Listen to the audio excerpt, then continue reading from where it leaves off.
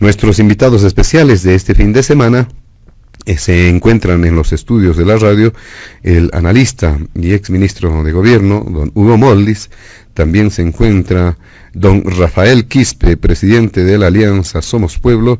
Finalmente, don Fabián Jaksic, exdiputado nacional, exdirector de Autonomías de la Gobernación de La Paz. Junto a ellos estaremos desarrollando la agenda de diálogo en Panamericana.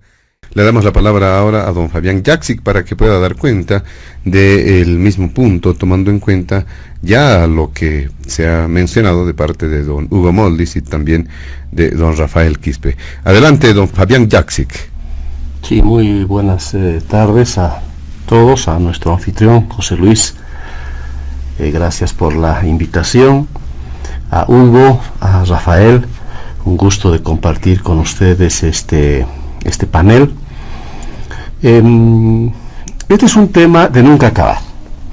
O sea, cada semana, cada día, no sé, me imagino que este diálogo en Panamericana debe estar debatiendo si hubo golpe o fraude por enésima vez. No sé cuántos diálogos ya se ha debido gastar para discutir exactamente lo mismo. Y eso tiene que ver con las necesidades políticas, ¿no?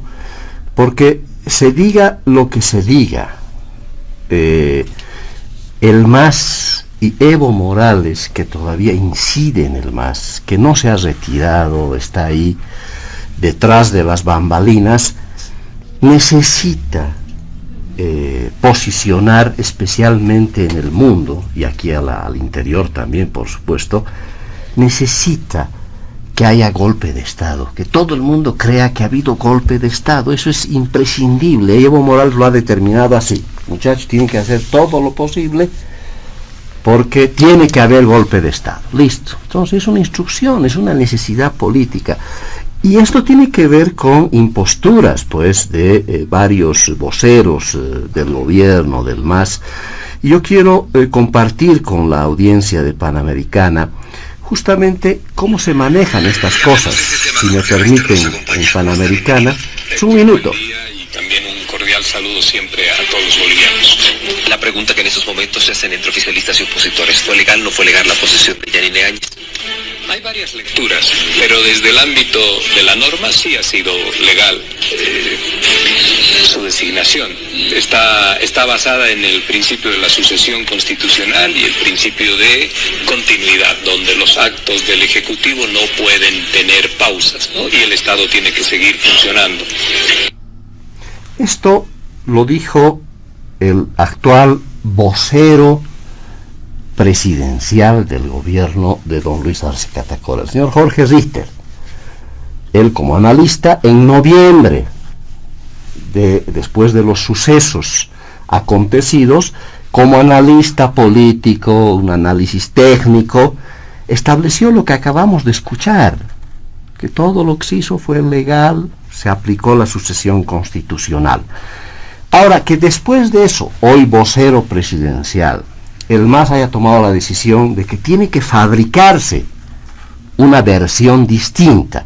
Esta, la que dijo el señor Richter como analista, parece que hoy día ya no se acuerda o perdió la memoria el señor Richter, pero es el vocero presidencial, es decir, es el hombre más importante para justamente emitir el discurso.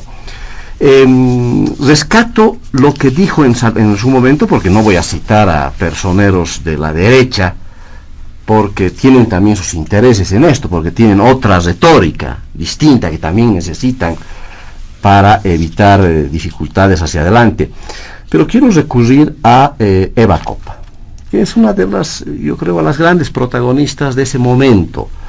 Y ella lo dijo con la mayor sinceridad a los medios, en este debate que se abrió hace meses.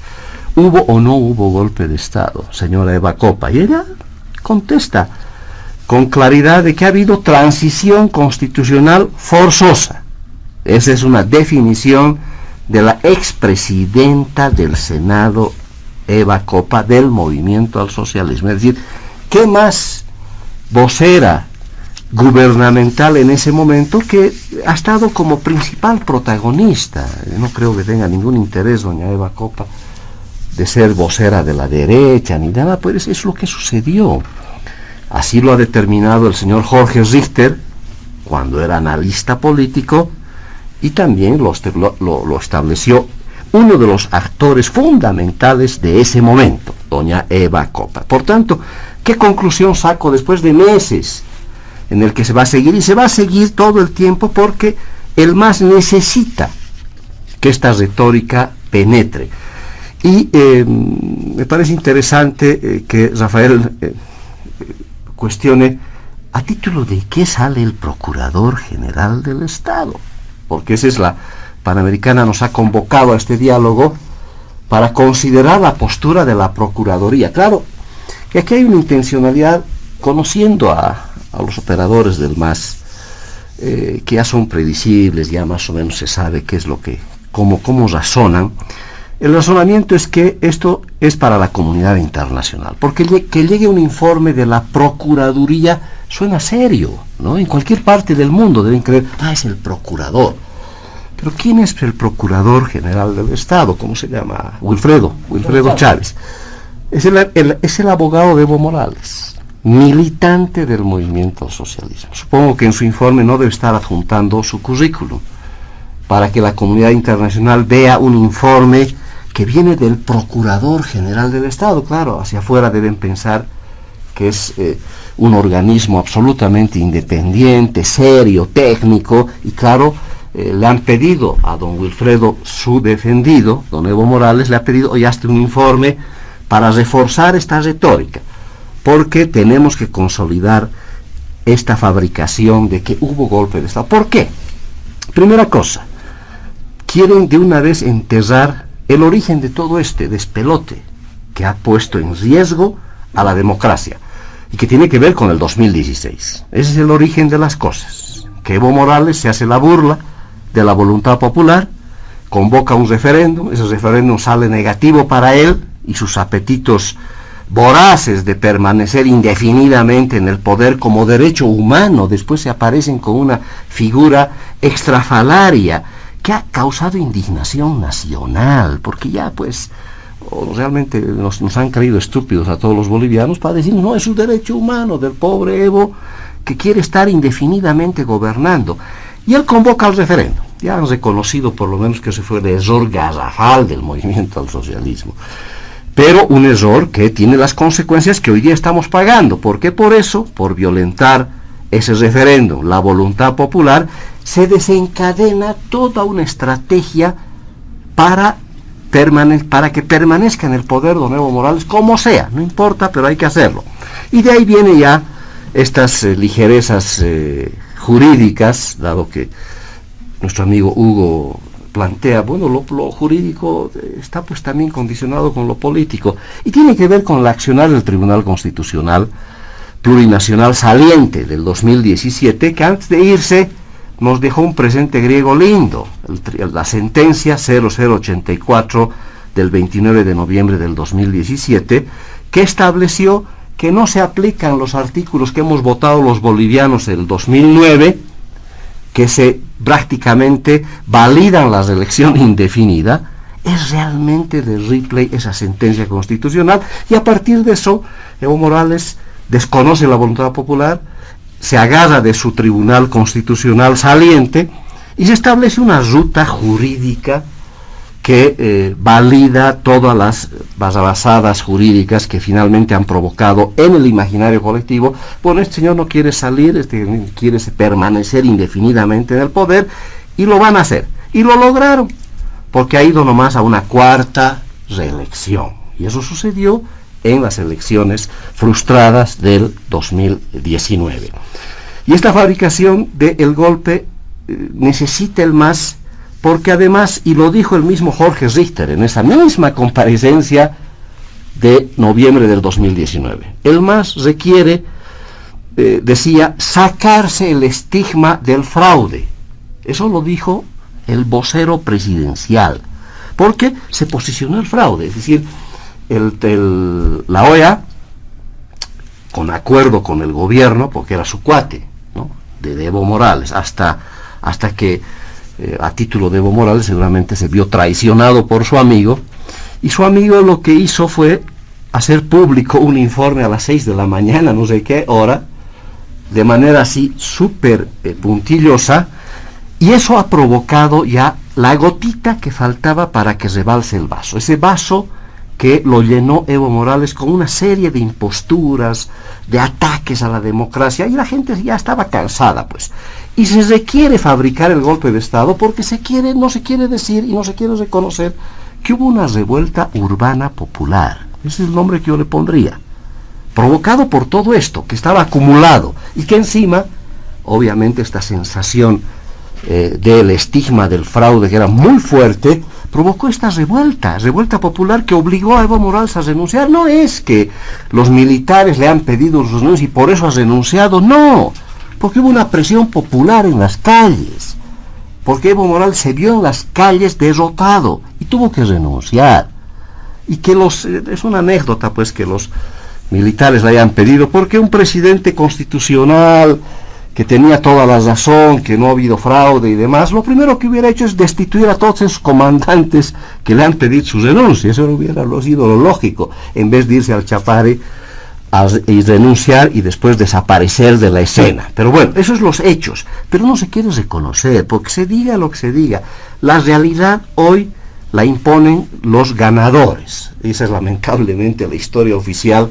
Se repite, esto va a ser así, tiene que haber golpe de Estado porque se requiere lavar toda esta sensación de que ha sido una revuelta popular que lo provocó que Evo Morales se vaya, se acabó un gobierno, este estigma de la corrupción, es decir, hay muchas cosas que motivaron para que la gente salga a las calles. Y finalmente, claro, hubo una viveza criolla de gente que jamás en su vida hubiera llegado al gobierno si no era por esta astuta jugada de don Tuto Quiroga, de los demócratas, que sacaron el 5% en las elecciones estas frustradas, y que se encontraron con el gobierno, se encontraron con la posibilidad de ser gobierno. Y esa es la viveza criolla gigantesca. Los agarraron en curva a todos los asesores, porque todo el mundo empezó a desaparecer, a renunciar, a meterse en las embajadas, y se los regalaron, pues el gobierno, el palacio estaba vacío, hay un perrito ahí en el palacio que estaba esperando que se abran las puertas para entrarse. Y así quedó, y eso fue una viveza criolla de grupos políticos que, como te digo, en su vida hubieran llegado a la presidencia. Y esto les costó muy caro, porque con los excesos de ese gobierno de transición, que los hubieron, Rafael, y tú sabes muy bien de quiénes me refiero en ese gobierno de transición, y esto no tiene nada que ver con lo sucedido en Sacaba, con lo sucedido en las muertes en Montero y en todo lado, que tienen que establecerse responsabilidades de esas muertes. No podemos ser indiferentes ante eso, pero hay que separar bien las cosas. Hoy día se quiere fabricar el tema del golpe de Estado por todo lo que se ha dicho, pero llegó al gobierno un régimen de transición absolutamente incompetente, con dificultades, además con corruptelitas de todo tamaño, y una decepción para esa revuelta popular que esperaba muchas cosas seguramente hacia adelante, pero lo que menos esperaba era el retorno del MAS. Y yo creo que como conclusión, ese régimen de transición, por sus errores, por sus improvisaciones, por sus deficiencias, le tendió la cama a un retorno triunfal del movimiento al socialismo, que lo había sacado una revuelta popular un año antes, y un año después casi vuelve con mucha más fuerza, yo diría inclusive, por estas circunstancias de ese régimen de transición. Por tanto, seguramente no será el último programa que va Panamericana a auspiciar para ver si ha habido golpe o fraude, porque ya la retórica está introducida, el gobierno necesita fabricar esto, se necesita que haya un golpe de Estado para justificar como el líder máximo, ¿no? Para habilitarse, yo no sé pues si candidato o por ahí no espera mucho y ve alguna triquiñuela para volver al poder directamente, porque Evo Morales, por su actitud y por su actividad, está claro que no se va a ir a abrir su restaurante al Chapare, no es un hombre que se va a retirar de la política. Está claro que está bien presente, está hoy en el poder, con funciones detrás de bambalinas, y quiere volver a ser presidente, y eso está claro, y todo esto va a servir, pues, porque esto va a terminar de seguir calando hablar miles de veces, tienes que decir una mentira para que se empiece a convertir en una verdad. Esa es la intención de la política, y esto se va a seguir lamentablemente, y se va a encubrir estas verdades que hoy día aparecen por quienes han ganado. Esa es la historia oficial que se tiene que construir por esta necesidad política de lavar todo esto. No ha habido convocatorias a incendiar las ciudades, y ya aparecieron inclusive versiones de que el señor Luis Revilla había hecho un autoatentado con los buses Puma Qatari. Es decir, lo que está provocando todo esto es una sensación. Bueno, entonces, como hubo golpe de Estado, lo han sacado al gran líder Evo Morales, y por tanto él quiere lavar esa su imagen en el mundo. No es que la ha renunciado y ha fugado porque había indicios de corrupción, había indicios de fraude, había indicios de muchas cosas. Por tanto, esa retórica, se diga lo que se diga, José Luis, me temo que el gobierno va a seguir insistiendo, y esta vez lo quiere utilizar, y lo está utilizando, a su Procurador General del Estado para dar una sensación ante la comunidad internacional de que esta versión es bastante más seria que las otras. Muy bien, para finalizar usted, don Fabián Jaksic, este primer punto del programa. Sí, a ver, para complejizar mucho más la situación de que algún día se esclarezca todo esto, traigo a colación aquí una ley que se aprobó en la Asamblea Legislativa Plurinacional, que es la ley más contradictoria de todo este proceso, porque sin esta hipótesis del golpe, parecería que es parte del golpe la Asamblea Legislativa Plurinacional de ese momento, porque el 20 de enero del 2020 se aprueba la ley 1270. ¿Qué dice esta ley? Bien escueta. Dice, tiene el objeto excepcionalmente de prorrogar el periodo de mandato constitucional de la presidenta del Estado Plurinacional, de los asambleístas y de todas las autoridades electas, para restablecer la normalidad constitucional. Es bien interesante esta ley. Esta ley la habrá negociado entre Janine y Eva Copa para que diga exactamente esto, que diga el mandato constitucional de la presidenta, no es el género, está clarito, de la señora Janine Áñez, la han constitucionalizado con esta ley, además para restablecer la normalidad constitucional. Con esto debería ser suficiente, se debería acabar ya de la discusión, porque está ya hay una ley en ese sentido. Pero yo quiero poner otro tema que lo puso Hugo, que nunca se ha discutido, yo creo que es parte del análisis político, que hay que hacerlo. ¿Por qué no se ha ido a segunda vuelta? Eso es evidentemente, siempre me he preguntado, ¿qué ha pasado?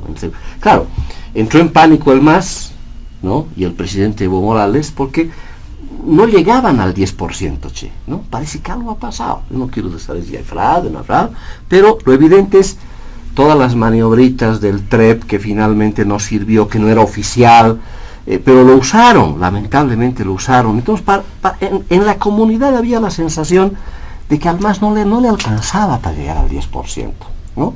Entonces quedó en el imaginario, algo han debido hacer para llegar al 10%, ¿no? Y ese algo jamás lo ha demostrado nadie, cierto, ¿no? Yo me acuerdo de la conferencia de prensa de don Alarcón, que habló de una cantidad inclusive de votos, pero se fueron por la magnitud de las cosas. Comunidad Ciudadana entró con un discurso del fraude descomunal, no sé qué, cuando había que pelear la segunda vuelta. ¿Por qué no se ha peleado la segunda vuelta? Y fue, yo creo, un error de Carlos Mesa y de Comunidad Ciudadana en ese momento no jugársela, porque ya había una percepción de que, hay que eliminar las elecciones, porque además jugó un actor como el señor Camacho y toda la élite cruceña que se renovó con Camacho, que preferirían al MAS y no a Carlos Mesa. Es la conclusión que yo saco, porque después de esto, después de que hay el gobierno de transición y demás, ¿cuál fue la actitud de Camacho? Hace su partidito, creemos, y saca una declaración que dice: vamos a enfrentar a la élite paseña que representa a don Carlos Mesa.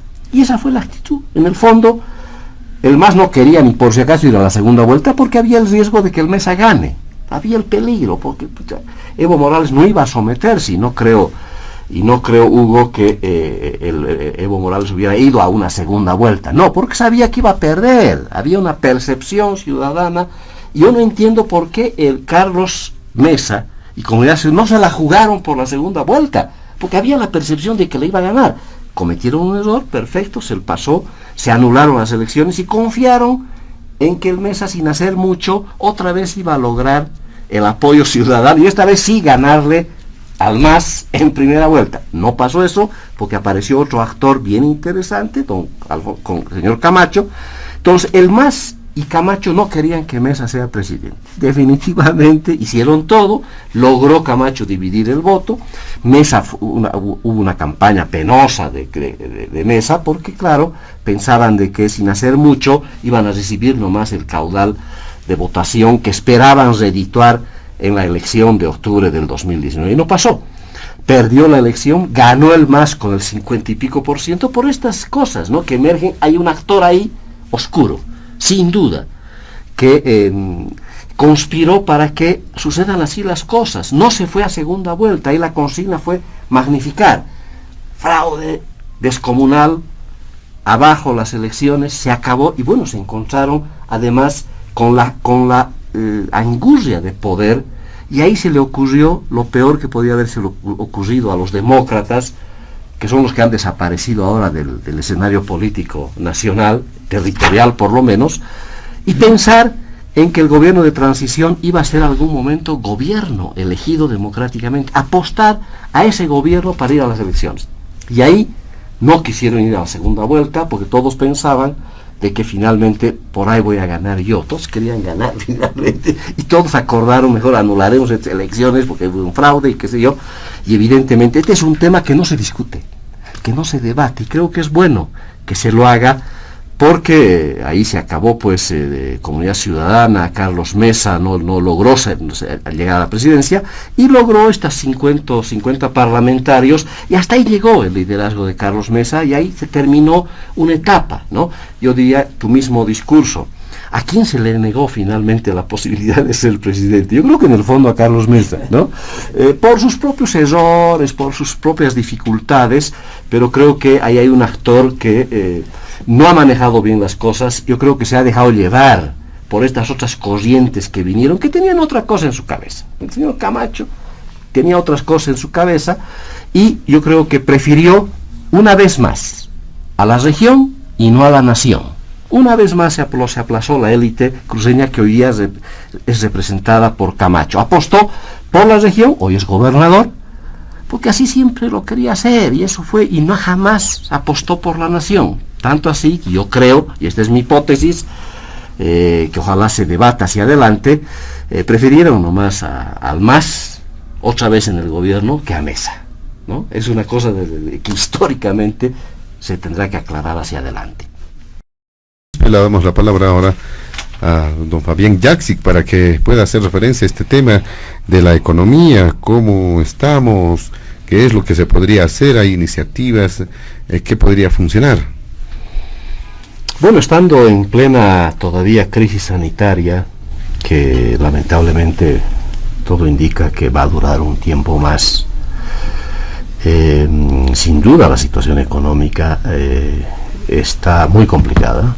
Estamos en una crisis económica, y cualquier señal de recuperación es buena. Ojalá estos 4.000 millones de dólares que dice Hugo estén realmente en posibilidades de disponer, y que ojalá se lo haga a través de los municipios, a través de las gobernaciones, porque es la mejor manera de reactivar la economía local, porque esto es lo que hay que hacer. Hay que reactivar la economía local en todo el país, porque todo el país ha quedado afectado por la pandemia, por la situación de la transición política que se ha vivido también. Pero recordemos, Hugo, que el ministro Arce era un ministro de la bonanza, ¿no? Y que se asentó su modelo económico, social, comunitario, productivo sobre la bonanza, que básicamente tiene que ver con los precios de las materias primas excepcionales. Llegó el hidrocarburos a $100 en su momento. este ex ministro de Economía y Finanzas Públicas, don Luis Arce Catacora, administró algo más de 300.000 millones de dólares, una excepcionalidad. Y claro, pese a toda esa bonanza, ha empezado a hacer aguas este famoso modelo económico, social, comunitario, productivo, que el único que habla de ese modelo es don Luis Arce Catacora, porque parece que es el único que lo entiende. Nadie más habla de ese modelo. Un modelo que ha estado ya haciendo aguas antes de que se vaya Evo Morales o renuncie Evo Morales. Y esto hay que evaluarlo también, ¿no? O sea, insistir con las mismas pautas cuando esto funcionaba en época de bonanza. Pese a eso, ya hubo crisis. Y eso es importante en los datos. Tengo una referencia, por ejemplo, del PIB. Teníamos un crecimiento importante hasta el 2014, 5.8% llegó el PIB. Y antes de que se vaya Evo Morales, bajó casi al 3%. Entonces ya empezó a ver, estoy hablando antes de la llegada del gobierno de transición. Porque ahora el gobierno de transición, claro, ese gobierno que ha tenido muchas complicaciones, se le va a echar la culpa de todo, del crecimiento del narcotráfico. Evidentemente la crisis de ese gobierno de transición también ha sido para profundizar el tema económico. Pero estas aguas que ha empezado a hacer ese modelo, también se vio en el tema del déficit fiscal. Había un superávit hasta el año 2014 que tiene que ver con ese excedente que teníamos en su momento. Pero antes de que haya el gobierno de transición y antes de que se vaya Evo Morales, ya el déficit era de más de 740 millones de dólares el año 2019. Es decir, ya estábamos en déficit, no solamente porque ahora viene la pandemia, hubo el gobierno de transición, no, ya había crisis, ya se estaba el modelo haciendo huecos pese a la bonanza que se sustentó. Y el déficit hoy día debe estar superando el 11, el 12%, no sé de cuánto déficit estaremos hablando, sumado por supuesto a la crisis sanitaria. En el tema de la deuda, cuando se fue Evo Morales, ya llegó al 42% del PIB en su momento. Y estamos en el límite, ¿no? En el límite de este endeudamiento, porque lo único que ha crecido, pese a la cantidad de plata que se administró en este último tiempo, fue nomás pues la deuda externa. Se asentó también el modelo en mayor plata. De 2.200 millones con el que casi empezó Evo Morales su gestión, en 2007, ese era el monto de la deuda externa, subió a más de 11.000 millones la deuda externa, y eso es complicado, peor ahora en época de crisis. Yo le doy mi beneficio de la duda a don Luis Arce Catacora. Yo lo que menos puedo hacer es que desearle que no vaya bien las cosas. Necesitamos reactivar la economía, necesitamos inyectarle a la economía, pero esperemos ver cómo se comporta el presidente ahora de presidente en tiempos de vacas flacas. Ahí es donde veremos si estas dotes de ministro de Finanzas no era nada más porque se tenía una billetera gruesa de la cual se podía recurrir. Hoy día ya no tenemos esa billetera y lo que se tendrá que hacer es transferir mayores recursos a la gente a través de los gobiernos municipales, a través de las gobernaciones, que creo que pueden ser los grandes protagonistas también de este proceso de reactivación económica. Pero las señales que se han dado no son las mejores. Impuestos, ¿no? Cuando estás en crisis, dar la señal de tema de impuestos le está costando a Duque su continuidad, ¿no? Porque en la misma lógica tratado de estar, porque claro, hay que recaudar recursos, hay que buscarle fondos y demás, pero en época de crisis no puedes empezar por recaudar impuestos. Y ese fue un error, no sé quién propuso este impuesto informático, que ha generado pura especulación, pero una mala señal. Es decir, no podemos ir por el lado impositivo para enfrentar la crisis, no. Ojalá que realmente sea por el lado de la inversión pública, que todo lo que se tenga se priorice. Ya no podemos estar en las épocas en las cuales hacíamos grandes coliseos, pues, ¿no? Grandes canchas, grandes estadios, ¿no? Es que se ha generalizado porque teníamos mucha plata, hemos despilfarrado mucha plata. Hoy día tenemos que priorizar la agenda pública para concentrar todos los esfuerzos en inyectar recursos a la economía. Porque la gente está desesperada y todos estamos así, porque la esta crisis sanitaria nos está llevando a todos pues a la quiebra, especialmente a la gente que es informal, que es el 80% de la comunidad que vive el día al día.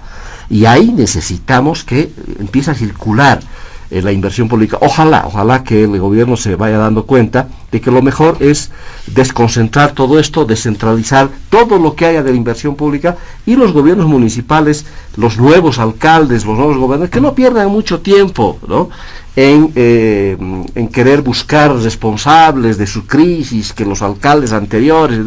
Ya habrá tiempo para que investiguen las cosas. Ahorita necesitamos que los alcaldes y los gobernadores hagan también fluir la plata que tienen en las alcaldías y en las gobernaciones. Tienen que reorientar, repriorizar las cosas y inyectar también todos los recursos que tengamos disponibles para la economía de la gente. Hoy día debería ser una de las prioridades, acordar entre los alcaldes, gobernadores y presidente la plata, la poca que tenemos hoy día que va a generar reactivación económica, a dónde la vamos a meter para que realmente gatillemos esta reactivación económica, que la gente está desesperada de hacerlo. Yo creo que hay que generar un consenso de autoridades subnacionales y el nivel central del Estado para priorizar y no perder mucho tiempo en temas políticos. Creo que la agenda política hay que guardarla. Ya habrán elecciones en algún momento. Estamos empezando la gestión pública y hoy la gente necesita certezas. Hoy la gente necesita soluciones de economía,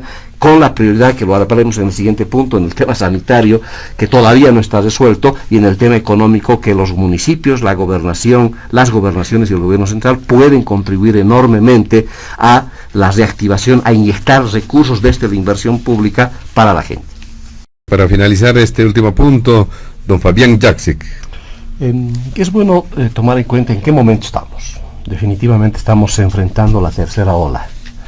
Y eso tiene que ver con que el pico de contagios el año 2020 fue el 18 de julio, con 2.036 contagios. Esta semana que ha pasado, hemos superado ya el pico histórico que se tenía el 2020, hemos superado los 2.290 casos diarios. Eso ya nos debe preocupar, nos debe llamar a todos a la reflexión. Tenemos que pensar en nuevas medidas de bioseguridad. Tenemos que volver a tomar más activamente temas de prevención para aquel con universo de bolivianos y bolivianas que no tienen ningún seguro. Y aquí hay un primer problema que el Estado tiene que resolver. La caja es un tema que el Estado tendría que resolverlo, porque ha dado la circunstancia de que las vacunas que todavía no han llegado ni en el 10%, eso significa que vamos a demorar todavía bastante más tiempo. Y las que están llegando, estamos todavía con dificultades de poder cumplir con las vacunas que hay. Inclusive en algunos casos evidentemente hay colas, pero en otros lugares no hay nadie y la gente no está informándose dónde puede hacerse vacunar. Pero hay una dificultad. En algún comienzo la gente ha empezado a hacerse vacunar, pero la gente que está en la caja está con dificultades para hacerse vacunar. Inclusive ahora es peor que estés en la caja, porque puedes hacerte vacunar en cualquier lugar sin estar afiliado. Entonces hay un problema que tenemos que resolver y que siempre ha sido el cuello de botella desde el Estado. Todos los que están asegurados en la caja, hay un problema serio en materia de prevención, en materia de vacunas, etcétera. Pero si las vacunas va a ser la solución, la única solución, no creo que sea la única, porque tenemos que empezar a tomar previsiones de las otras cosas, porque como no ha llegado apenas el 10%, significa que vamos a tardar todavía en esto, y peor, no es tampoco la inmunización una situación en la que tú te vuelves inmune y ahí ya pues te descuidas, te empiezas a sacar el barbijo. No es así. Mientras no esté inmunizado el 100% de la ciudadanía, hay riesgo aunque te vacunes. Y esta tiene que ser una constante. Por tanto, creo que hay que volver a las previsiones. Restricciones habrá que pensar en administrarlas nuevamente, porque esta tercera ola nos puede traer muchas más dificultades de las que todos deseamos. Muy bien, de esa forma, amigos, llegamos a la finalización de Diálogo en Panamericana. Agradecemos la presencia de nuestros amables invitados de este fin de semana: a don Hugo Moldis como analista y exministro de Gobierno, a don Rafael Quispet como presidente de la Alianza Somos Pueblo, Finalmente a don Fabián Jaksic como exdiputado nacional, exdirector de autonomías de la Gobernación de La Paz. A nombre de la dirección de Panamericana, de la planta ejecutiva y de quien les habla José Luis Flores, el compromiso de que el programa retorna el siguiente fin de semana. Permiso.